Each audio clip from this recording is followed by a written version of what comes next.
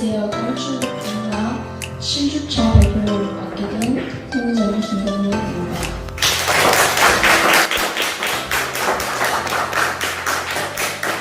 제가 발표해드릴 책은 과학 원리로 재미있게 풀어본 건축물은 구조 이야기입니다. 자, 먼저 이 건축물의 지붕에 대해서 알아보는데요. 근데 지붕은 단단해야 하기 때문에 이 절판 구조라는 게 나왔는데요. 먼저 우리가 지붕처럼 생긴 A4 용지 종이를 두 책상 가운데 놔두면 이 종이에 자기의 무기 때문에 이 종이가 휘어집니다. 그래서 이 종이를 단단하게 만들기 위해서는 이게 저희가 종이 비행기 만드는 것처럼 종이를 접으면 종이가 구부러지지 않고 뻣뻣하게 서 있다고 하는데요. 그래서 이렇게 계속 접어서 지붕을 만든다고 해요. 먼저 이게 이렇게 접어서 만든 구조를 절판 구조라고 합니다. 그 다음에 이 절판 구조를 쓴 건축물이 하나 있는데요. 그 건축물은 여기 스페인 자르주엘라 경기장입니다. 여기 사진은 지금은 부서져서 붕괴가 돼서 이 흑백 사진밖에 못 찍었는데요. 먼저 이 경기장의 지붕은 엄청 얇습니다. 이 지붕의 가장자리는 5cm밖에 안 되고요. 이 5cm밖에 안 되는 얇은 지붕이 전축기가 뼈가 했는데 다 붕괴되지 않았다고 합니다. 자, 이게 바로 이 경기장의 단면도인데요. 단면도를 보면 이쪽 끝에서 여기 기둥이 있는 끝까지 거리가 엄청 긴데 여기 보존대가 하나도 안 쓰여졌다는 게 정말 신기합니다.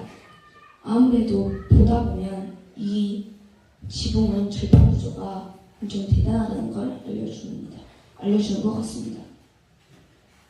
자, 그 다음에 건물에서 거의 제일 중요하다고 볼 수 있는 힘의 평형에 대해서 알려드릴 건데요. 이 평형의 사전 의미는 어느 한쪽으로 기울어지지 않는 거라고 합니다. 이 건축은 이 힘의 평형을 갖고 있어야 된다고 합니다. 그러면 힘의 평형은 어떻게 유지할까요? 먼저 제가 찾아봤는데 이 힘의 평형을 유지하기 제일 쉬운 거는 게일처럼 이 건물을 대칭으로 만드는 거라고 합니다. 그리고 두 번째로는 어느 한쪽이 너무 무거우면 힘의 평형이 못 잡아지기 때문에 한쪽이 너무 무거워도 안 되고요. 또 이 사람을 위에서 지나가거나 바람, 비, 눈이 오는 것도 견뎌내야 된다고 합니다. 자, 그 다음에 이 힘의 평형을 기발하게 사용한 건축물이 있는데요. 바로 벨기에르 아토미움입니다. 이 건축물은 이 철의 결정을 1650억배를 확대한 모양이라고 하는데 과연 왜 철의 모양을 했을까요? 왜냐면 이거는 이 철 산업을 시작할 때 만들었던 건축물이기 때문에 철의 구조를 확대했다고 하고요. 얘는 기둥이 겨우 3개밖에 안 되고 높이는 102m고 무게는 2,400톤이라고 합니다. 다음에 이게 모양이 도출되어 있고 나와 있는 부분이 많아서 되게 불안정하고 무너질 것 같긴 하지만 얘는 힘의 평형과 대칭이 잘 잡혀 있어서 잘 안 부서지고 안 넘어진다고 합니다. 그리고 얘는 어떤 힘의 평형을 갖추기 위해서 어떤 데는 사람이 들어가는 걸 금지했다고 합니다. 지금 이 사진으로 봤을 때는 엄청 작아 보이는데 가까이서 보면 엄청 커다란 건물이라고 합니다. 안에 들어갈 수 있게 되는데요. 나중에 이쪽을 가까이 여행 간다면 저희는 꼭 갈 것 같습니다. 그 다음에 이거는 안에 내부 계단 쪽 구조입니다.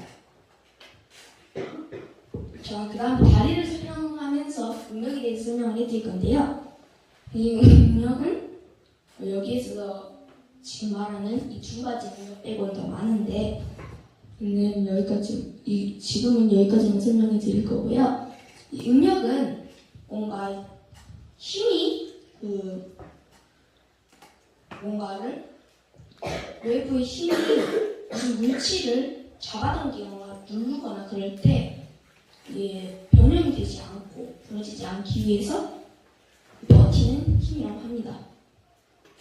그리고 저가 하나 알려드릴 거는 웅장 능력이 있는데요. 웅장 능력은 한 물체를 잡아당길 때 잡아당겨서 끊어지거나 변형이 되지 않기 위해서 버티는 힘이라고 하고요. 압축 능력은 누르는 외부의 힘을 버티려고 하는 것이라고 합니다. 그 다음에 달들이를 설명하면서 그네를 설명할 건데요. 여러분 그네를 타보셨을 텐데 이게 그네 좌석이 앉는 곳을 이 다리에서는 도랑바다를 볼 수 있고요. 이 웅장 능력이 발생하는 데는 그네 줄인데요. 이 잡아당겨지는 게 이 다리의 케이블이랑 비슷한 거라고 합니다. 압축 능력은 받는 데는 나무 기둥이라고 하는데요. 이 다리에서는 나무 기둥은 주탑이라는 역할을 합니다. 그 다음에 케이블을 사용하는 다리 중에서는 프랑스 리오 대교가 있는데요. 2004년에 건설이 되었고요. 이 프랑스 다른 대교를 지나치는 2,460m 대교라고 합니다. 이 계곡의 투명의 파괴를 떠나기 위해서 케이블을 주탑을 썼다고 하는데요. 이 주탑은 이거고 케이블은 여기 위에 달려있는 줄 같은 건데요. 먼저 이 주탑은 여기서 위에 아래 누르는 압축 능력이 있기 때문에 압축 능력에 강한 이 콘크리트를 사용했다고 하고요. 그 다음에 이 케이블을 여기에서 잡아당기고 주탑에서 잡아당기기 때문에 인장력이 발생한다고 합니다. 그래서 이 케이블은 인장력이 강한 이 철로 만들어서 도랑이 잘 휘지 않게 해줬다고 합니다. 이 주탑과 주탑 사이가 이게 342m라고 하고요. 여기 폭은 4.2m밖에 안 된다고 합니다. 지금까지도 세상에서 제일 긴 다리를 기록하고 있습니다. 그 다음에 이음보라는 걸 알려드릴 건데요. 이 이음보는 하체를 만들 때 쓰기 시작했습니다. 먼저 우리 하얗고 작은 사다리를 아시나요? 거기 가운데 있는 줄이 이음보인데요. 먼저 이 이음보는 중력이 아치를 누르면 아치는 아래로 중력을 전달하게 됩니다. 근데 땅은 위로 땅이 이 중력을 흡수하는 거죠. 그런데 이게 중력이 아래로만 작용을 하면 아무 문제가 안 생기는데 얘가 미끄러지면서 반대편으로 옆쪽으로도 힘이 작용한다고 하는데 이 힘을 고정해 주는 게 없으면 이게 아치가 붕괴될 수 있는 위험이 있다고 하는데요. 그래서 여기에다가 땅을 파서 끼워서 그 땅이 흡수하라고 할 수 있는 방법이 있고 또 가운데에 줄 같은 이음보를 연결해서 얘가 벌리는 걸 막아주는 방법이 있다고 합니다. 그 다음에 이 이음보를 사용하는 중에는 프랑스 파리에 국립산업기술센터가 있다고 하는데요. 이 기술센터는 파리 마데옹바우스 구역에 위치한 전시장입니다. 외관에는 이 받침점 사이의 간격이 206m에 달하고요. 아치형 지붕입니다. 그리고 얘 신기한 거는 이 건축물 안에 기둥이 없다는 것입니다. 어떻게 기둥을 설치 안 할 수 있었냐면 여기 빨간색이 보이는 건축선이라는 건데요. 이 건축선에 설치한 이음보로 이 아치형 건물이 안 무너지게 지탱을 해주는 것입니다. 자, 그 다음에 문제를 하나 내겠습니다. 프랑스 중립산업기술센터의 이응분은 어디 있을까요? 네. 뭐요? 네. 정답은 B입니다.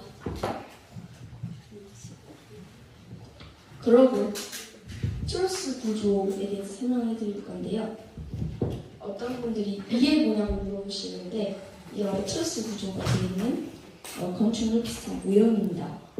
먼저 우리가 알고 있는 정사각형은 사각형도 그러는데 얘들이 열림이 적입니다.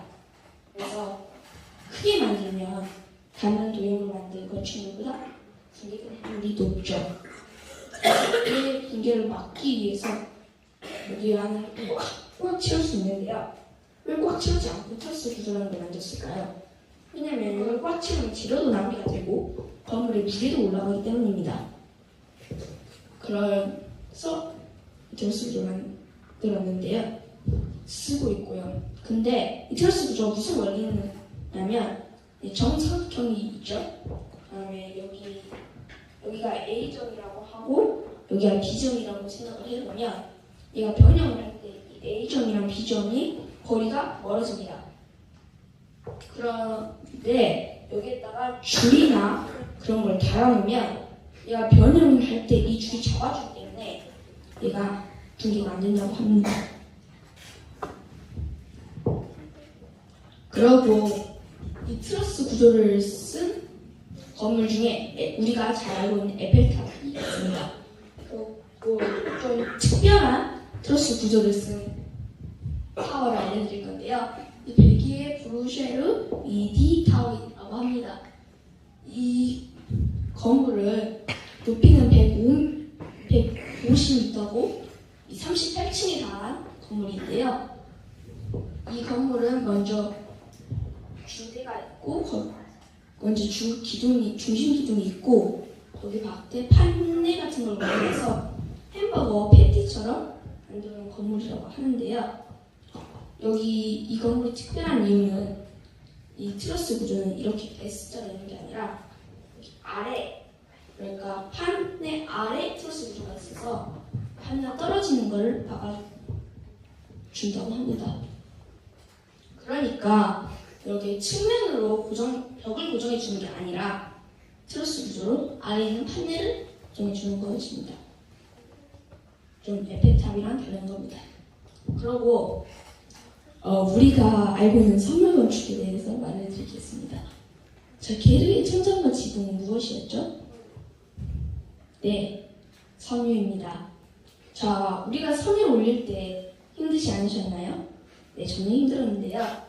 일단 이 게르보다 엄청 더 큰 천배만배한 건축물에도 이 섬유 재질로 지붕을 만들 수 있을까요? 자, 요즘에 아직도 있는 건축물이 있는데요. 그리고 먼저 이 섬유주 예고편을 할 수 있는 독일 웬 올림피아 파크에 대해서 알려드릴 건데요. 이 파크의 지붕이 신기한 건 위에가 다 케이블로 만들어져 있습니다. 근데 케이블로 만들어지는 비가 3개 있죠. 그래서 위에 플라스틱 패널을 올렸다고 하는데요. 이게 전체의 모습인데요. 이 부분이 다 플라스틱 판넬고 위에 있는 하얀색 부분이 바로 이 케이블이라고 합니다. 근데 얘가 바람이 불고 그러니까 케이블이 변형이 됐습니다. 그래서 위에 고정되어 있었던 플라스틱 판넬들이 변형이 같이 돼가지고 다 우뚝 떨어졌죠. 그래서 요즘에는 다른 방법으로 고쳐서 쓰고 있습니다. 네, 다른 나라들도 이렇게 쓰면 안 되겠다라고 생각을 해서 실제로 섬유 건축물로 만들었습니다. 먼저 벨기에 에라스무스 지하철역인데요. 이 지하철역은 15.3m 잉치사각형 모양 모듈로 만들었는데요. 이 하나하나가 다 그룹을 이어 붙였다고 합니다. 그 다음에 이 모듈에는 이 테폴론 라는 물질로 코팅되어 있는 유리섬유 직물로 만든 막으로 이 전체 지하철역을 덮었다고 합니다. 그 다음에 이 책을 선택한 이유를 알려드릴 건데요.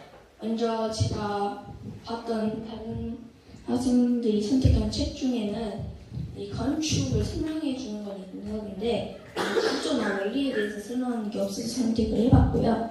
그 다음에 두 번째는 건축물이 어디에 적용하는 힘들을 잘 자세히 설명해 주어서 또 선택을 했고요. 또 건축물은 다양한 구조를 알려줘서 선택을 했습니다. 자, 그 다음에 또 퀴즈에 말할 건데요. 별기의 아토미듐은 어떤 물질의 결정을 확대한 걸까요? 네, 형이요. 철이요. 네, 철의 결정을 확대한 겁니다. 자, 그 다음 프랑스 리오대교는 왜 이렇게 유사한 있을까요? 네, 도현이. 경치 안 망가뜨리려고. 네? 주변 경치 안 망가뜨리려고. 네, 맞습니다. 다리 뒤에 있는 경관을 망가뜨리지 않기 위해서였습니다. 감사합니다.